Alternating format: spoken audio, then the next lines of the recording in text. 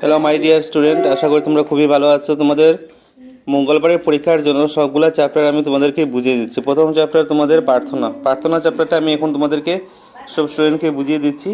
প্রথম পদ্যাংশ বোঝাবো, তারপরে গদ্যাংশ বোঝাবো। আজকে সবগুলো পদ্যাংশ তোমাদেরকে এক এক করে বুঝিয়ে দিচ্ছি, দেখে নাও।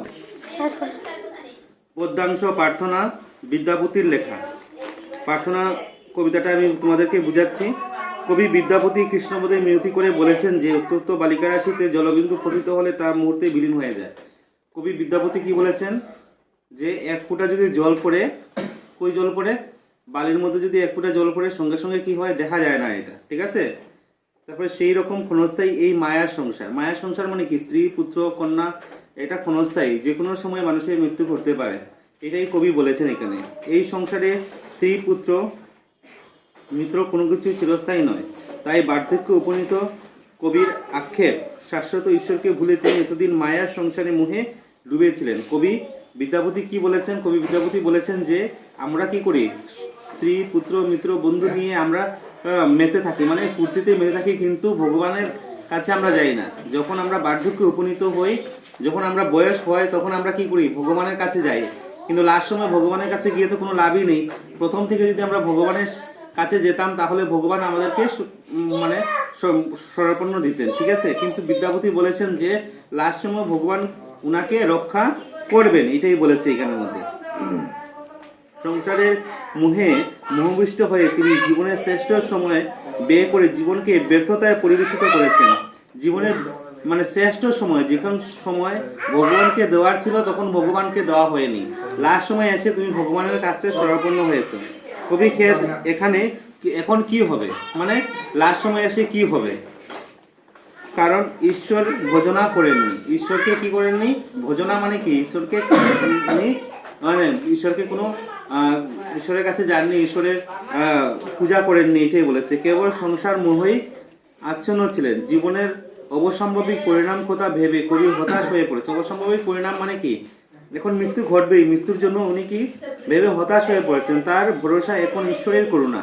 ঈশ্বর যদি উনাকে করুণা করেন উনি রক্ষা পাবেন, এটাই বলেছে। ঈশ্বর জগতের ত্রাতা, দিনের প্রতি দয়াশীল, তাই কবি বিশ্বাস তার কৃপা ও করুণা থেকে তিনি বঞ্চিত হবেন না। কবির বিশ্বাস কি? কবির বিশ্বাস যে ঈশ্বর উনাকে রক্ষা করবেনই, কারণ ঈশ্বর সবারকে কি করে কৃপা করেন। আমরা কোনো কিছু বিপদে পড়ে গেলে আমরা ঈশ্বরকে কি করি, ডাকি, ভগবান আমাদের কি করে রক্ষা করে, এটাই বলেছে কবি এখানে। তো জীবনের অর্ধেক সময় নির্দয় অতিবাহিত করেছেন। নির্দয় অতিবাহিত করেছেন মানে কি? ঘুমন্ত অবস্থায় ছিলেন, ভগবানের কাছে যায়নি, তার জন্য কি হয়েছে, ঘুমন্ত অবস্থায় ছিলেন। যৌবনের রসনঙ্গে মেতে ছিলেন। রসনঙ্গ মিন্স কি? মানে পূর্তি আমোদে প্রমোদে মেতে ছিলেন। ঈশ্বরের ভজনা করার অবকাশ পাননি বা প্রয়োজন বোধ করেননি। মানে তখন আমরা কি করি, একটা সময় আছে যে সময়টা আমরা ভগবানের কাছে যাওয়ার প্রয়োজন বোধ করি না, কিন্তু যখন দেখবে যে বয়স্ক হয়ে গেছে তখন আর কোনো কিছু নেই, তখন আমরা ভগবানের ভজনা করি, কীর্তনে যাই, ভগবানের কাছে যাই, এটাই বলেছে এখানে। কবি বলেছেন যে ব্রহ্মা জগতের সৃষ্টি তারও অবসান ঘটে, ব্রহ্মারও একদিন শেষ হয়, সকলেই একদিন অবসান হয়, মানে মৃত্যু ঘটবেই ঘটবে। মানুষ জন্মগ্রহণ করেছে, মৃত্যু হবেই হবে। যিনি জগন্নাথ অর্থাৎ জগতের নাথ, তার আদি নাই, তিনি অনাদি গোবিন্দ। সমুদ্র তরঙ্গের ন্যায় এ জগৎ ঈশ্বর থেকে সৃষ্টি হয়ে ঈশ্বরই বিলীন হয়েছে। এই ভগবান, এই জগৎটা কোথায় শুরু হয়েছে?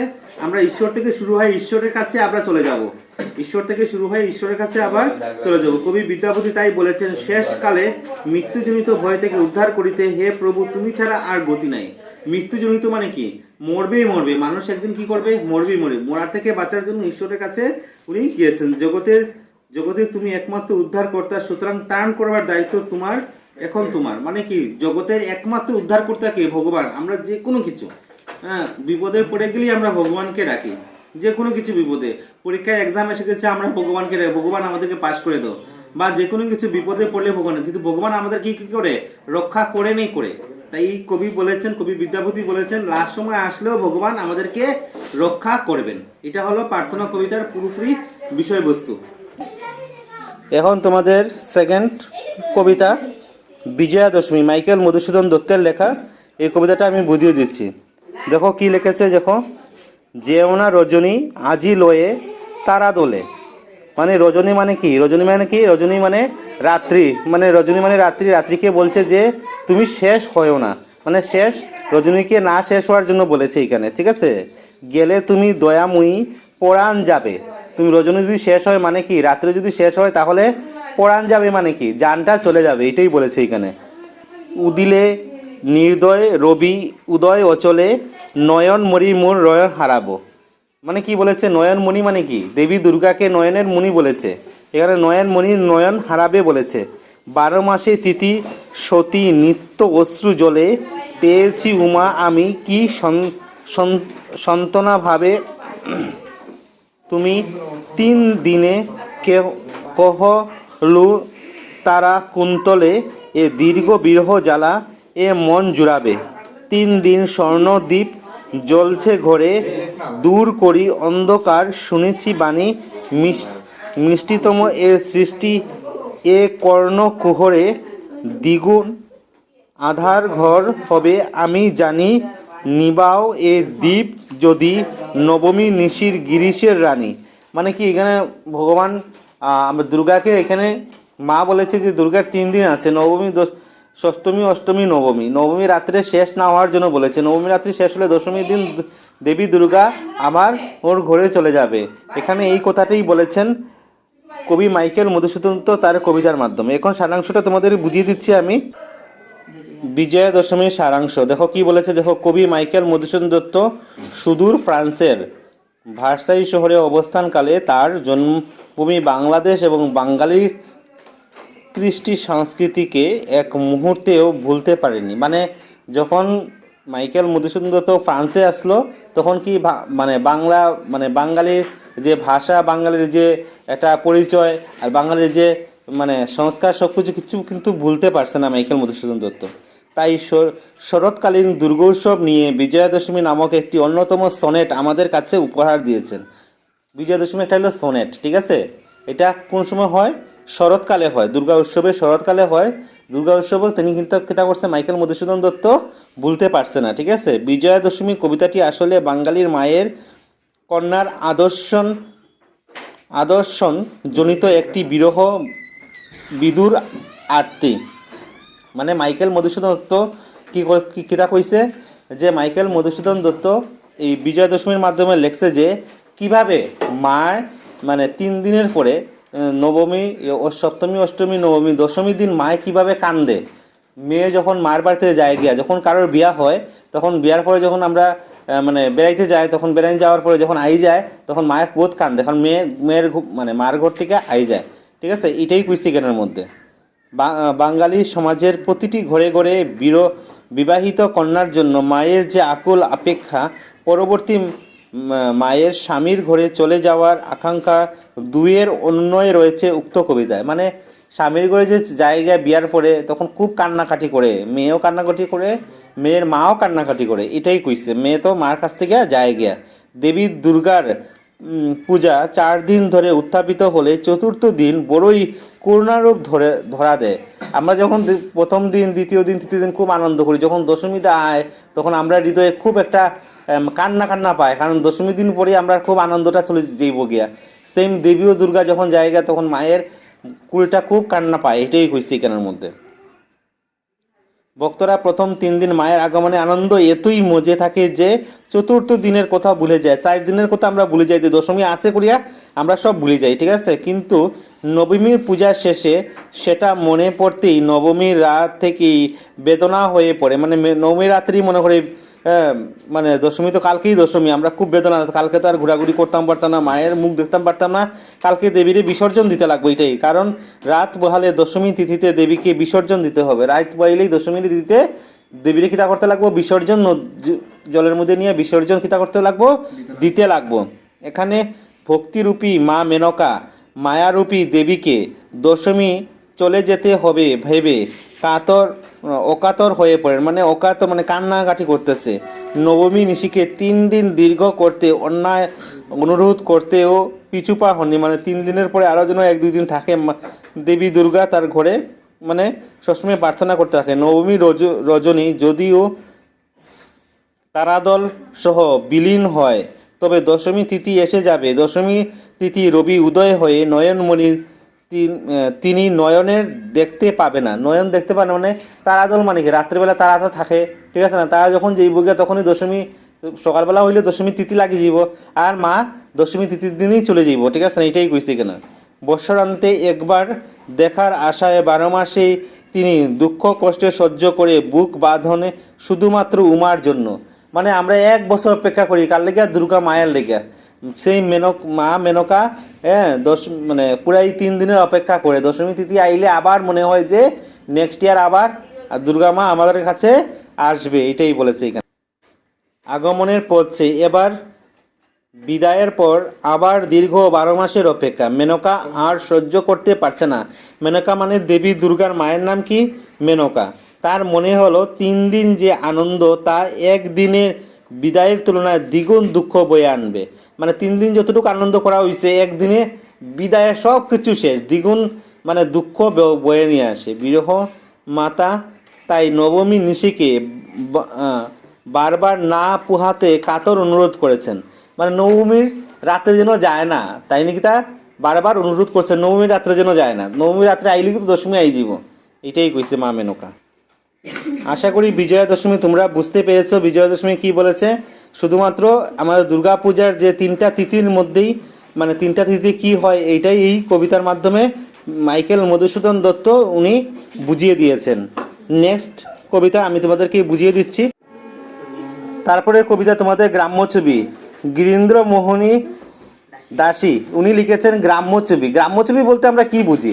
গ্রাম্য ছবি বলতে আমরা জেনারেল ভাষায় আমরা বুঝি যে গ্রামের পরিবেশটা, গ্রামের পরিবেশ কীরকম আছে হ্যাঁ কীরকম না সব কিছু আমরা এই গ্রাম্য ছবি কবিতার মাধ্যমে আমরা বুঝতাম পারবো এইখানের মধ্যে, ঠিক আছে। গ্রাম্য ছবি কবিতার আমি সারাংশটা বুঝিয়ে দিচ্ছি, একটু দেখে নাও তোমরা গ্রাম্য ছবি। আশা করি গ্রাম্য ছবি থেকে পরীক্ষাতে 3 মার্কে পরীক্ষা থাকবে, তোমরা একটু ভালোটিকে বুঝলে 3 মার্কের মধ্যে 3 মার্ক পেয়ে যেতে পারবে, ঠিক আছে। চলো শুরু করা যাক। গ্রাম্য ছবি কবিতার সারাংশটা আমি তোমাদেরকে বুঝিয়ে দিচ্ছি, একটু দেখে নাও। গ্রাম্য ছবি কবিতায় জীবনের চিত্র, নারীর মাধুর্য, ছোটখাটো রূপ সৌন্দর্য ফুটে উঠেছে। মানে গ্রাম্য ছবি কবিতায় গেছে, কবিতায় গ্রামের জীবন চিত্র কি হয়েছে ফুটে উঠেছে গ্রাম্য ছবি কবিতার মাধ্যমে। মাটি দিয়ে লেপা গ্রামের ঘরের দাওয়াগুলি মনোহর। মানে গ্রামের মধ্যে যখন যাই আমরা কোনো সময় দেখা যায় মাটির ঘর, আর মাটির ঘরটা কি তা লেপিয়ে রাখা হয়েছে, ঠিক আছে না, মাটির ঘরগুলা দেওয়ালগুলা মাটি দিয়া লেপা, আমরা খুব দেখতে খুব সুন্দর মনে হয়, ঠিক আছে না। খড় দিয়ে ছাওয়া চালগুলি সুন্দর করে ছাটা। খড় দিয়ে মানে কি আগের দিনে দেখবা টিনের চাল এখন পাওয়া যাবে, কিন্তু ম্যাক্সিমাম প্লাস্টিক ইন্টেরিয়র গ্রামের ভিতরে যাইলে দেখবা যে সনবাসের ঘর, আগের দিনে সনবাসের ঘর আসলে সনবাসের ঘর কমই দেখা যায়। কিন্তু কবি যখন দেখছে গিরীন্দ্রমোহন দাসী 1857 থেকে 1924 সালে লেখছে, তখন কিন্তু সব ম্যাক্সিমাম বাড়িগুলা কি আসলো সনবাসের ঘর আসলো, ঠিক আছে। এইটাই কইছি কেন।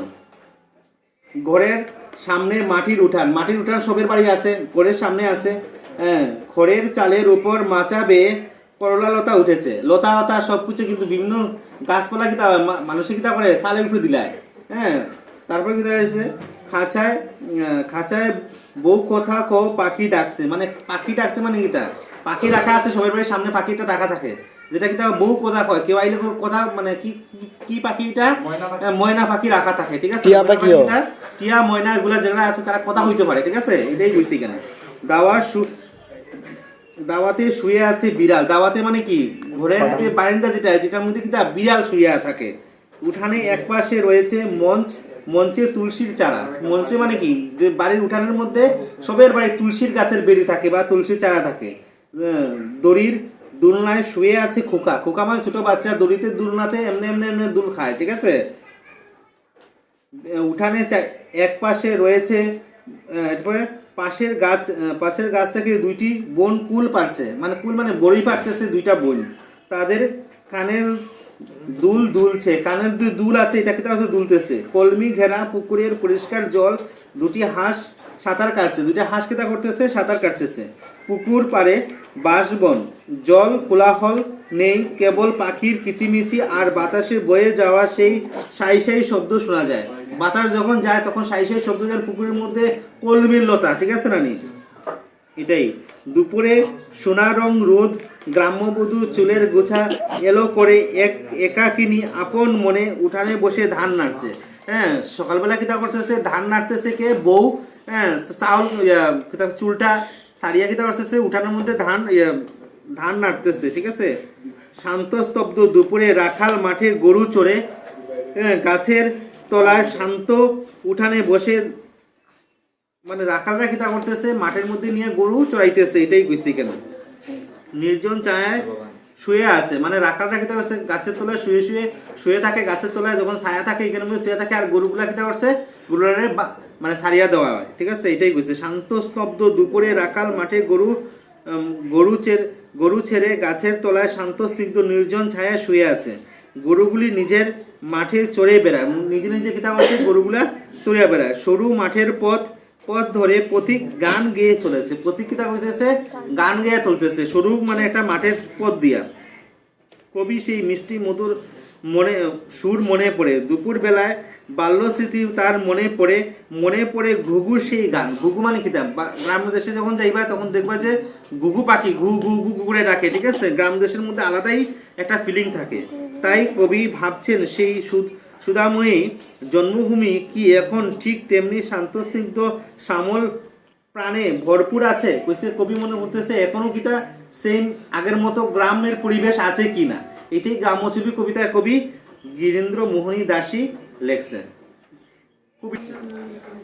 নেক্সট কবিতা তোমাদের প্রতিনিধি রবীন্দ্রনাথ ঠাকুরের প্রতিনিধি কবিতার আমি পুরোপুরি সারাংশটা তোমাদেরকে আমি বুঝিয়ে দিচ্ছি।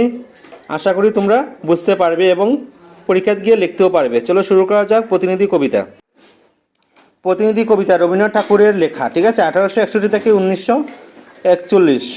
প্রথম সারাংশটা আমি বুঝিয়ে দিচ্ছি, দেখে নাও সারাংশটা। প্রতিনিধি কবিতাটি কবির কথা ও কাহিনী কাব্যগ্রন্থের অন্তর্গত। কোন কাহিনী?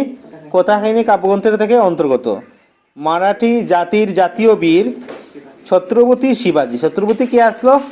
শিবাজী আসলো, ও তার গুরু সাধক রামদাসের আদর্শ সৃষ্ট জীবন ত্যাগ ও সাধনার গভীরতাকে উপাদান হিসাবে গ্রহণ করে কবি রবীন্দ্রনাথ ঠাকুর কাহিনীমূলক এই কবিতাটি রচনা করেছেন। রবীন্দ্রনাথ ঠাকুর কাহিনীমূলক কবিতাটাকে তা করছে, রচনা করছে। একদিন সকালবেলা মারাঠার অধিপতি ছত্রপতি শিবাজী সেতারের দুর্গ শিষ্য হতে দেখতে পান যে তার শিষ্য গুরু সর্বত্যাগী সন্ন্যাসী রামদাস নগরের দ্বারে দ্বারে ভিক্ষা করে ফিরছেন। সর্বত্যাগী সন্ন্যাসী রামদাস কিতা করছে? নগর মানে কি? পুরা শহরের মধ্যে ভিক্ষা কুড়িয়া কিতা করতেছে? ফিরতেছে, ঠিক আছে। রাজার মনে হলো তার গুরুকে কতখানি দিলে তার মনোবাসনা পূর্ণ হবে। মনে করতেছে কতটুক দিলে কিতা তার গুরুর মনোবাসনা পূর্ণ হইব। এই ভেবে তিনি বালাজির হাতে একটি পত্র লিখে দিয়ে সেই পত্র গুরু রামদাসকে পাঠিয়ে দেন এবং সর্বত্যাগী গুরুর পদ দিয়ে চলেছেন গান গেয়ে কিতা হচ্ছে? চলতে আসলো। তিনি তো ভিখারি, তাই তার মনে এই কোনো কামনা বা বাসনা। গুরু রামদাস তার গান শেষ করে মধ্যাহ্ন স্নান করে যখন দুর্গদ্বারে এসে উপস্থিত হন, তখন বালাজি প্রমাণ করে রাজার পাঠানো এই পত্রটি তার চরণের অর্পণ করেন। রাজা যে পাঠাইছে চিঠিটা, এটা তার পার মধ্যে আনিয়া দিছে। গুরু কৌতূহল ভরে পত্রটি পাঠ করে বুঝালেন যে তার শিষ্য শিবাজী তার নিজ রাজ্য রাজধানী গুরুপদে দান করেছেন। রাজ্য রাজধানীকে তার গুরুর পায়ের মধ্যে কিতা করতেছে? দান করছে। যে আর রাজ্য রাজধানী লাগে না, গুরুর পায়ের মধ্যে দান করছে। পরের দিন গুরু রামদাস তার শিষ্য শিবাজীর কাছে গিয়ে জিজ্ঞাসা করেন যে তিনি তার সর্বস্ব দান করে দিয়েছেন, তার কি গুণ আছে, তিনি কি করতে পারবেন? উত্তরে শিবাজী জানান যে তিনি গুরু দাসত্ব তার প্রাণ আনন্দে দান করেছেন। মানে কিতা গুরুর কাছে তাই সবকিছু নিজের আনন্দে কিতা করতেছে? দান করছে। তখন গুরু রামদাস তার ভিক্ষার ঝুলি শিষ্য শিবাজীর কাঁধে তুলে দিয়ে ভিক্ষা করতে নিয়ে গেলেন। রাজার ভিখারির বেশে দেখে নগরের বাসী কম্পমান, মানে কি নগরের সব বাসীরা রাজা ভিক্ষা করতেছে খুব একটা কৌতূহল বোধ হইছে। হস্তে লজ্জা ভরে রাজাকে ভিক্ষা দেন। অবশেষে দিনের শেষে নগরের প্রান্তে দিবসান্তের নদীর তীরে তারা অবস্থান করেন। সেখানে ভিক্ষার রন্ধন করে গুরু রামদাস সারাদিন ক্ষুধার্ত শিবাজিকে অন্নপ্রসাদ দান করেন। শিষ্য শিবাজি গুরুকে আরও কঠিন পরীক্ষা দিতে প্রস্তুত আছেন বলে জানালেন। গুরু রামদাস শিষ্যের ত্যাগ অত্যন্ত প্রীত হয়ে পুনরায় তাকে রাজ্যভার অর্পণ করে গুরুর হয়ে রাজ্য শাসন করতে বললেন। রাজা রাজত্ব প্রজাদের সুশাসনের জন্য, তাদের উৎপীড়নের জন্য নয়। এ রাজ্য তার নয়, তিনি ভগবানের প্রতিনিধি মাত্র। প্রজার মঙ্গল সাধনই তার একমাত্র উদ্দেশ্য হওয়া উচিত। কি বলেছে গুরু রামদাস কি তা বলছে শিবাজিরে, যে এই রাজ্য তোমার নিজের না, সকলের রাজ্যটা, তুমি শুধু ভগবানের প্রতিনিধি, ঠিক আছে? তুমি সঠিকভাবে রাজ্য পরিচালনা করো, মানে প্রজারা যেন কোনো ধরনের কষ্ট না পায় তার জন্য, ঠিক আছে? গুরুর প্রতি এত আদর্শ, তিনি গুরুর পায়ের মধ্যে কি তার রাজ্য রাজধানী সব দান করে দিছে। তখন গুরু ভিক্ষার ঝুলিয়ে কাঁধে লইয়া কিতা করছে, নগরে নগরে ভিক্ষা করছে। নগর মানে কিতা, পুরা যেখানে তার এরিয়া আসলো এরিয়ার মধ্যে ভিক্ষা করছে। ভিক্ষা করিয়া বিকালবেলা ভিক্ষার যে চালটা আসলো এটা রান্না করিয়া খাওয়াইছে। কইছে আরও তুমি কঠিন পরীক্ষা দিতে প্রস্তুত নি। শিবাজি কইছে আরও কঠিন পরীক্ষা দিতে প্রস্তুত। তখন গুরু খুব ইমপ্রেস হয়েছে, মানে খুব ভালো লাগছে। ভালো লেগে তার রাজ্য রাজধানী আবার পুনরায় ফিরে আইছে।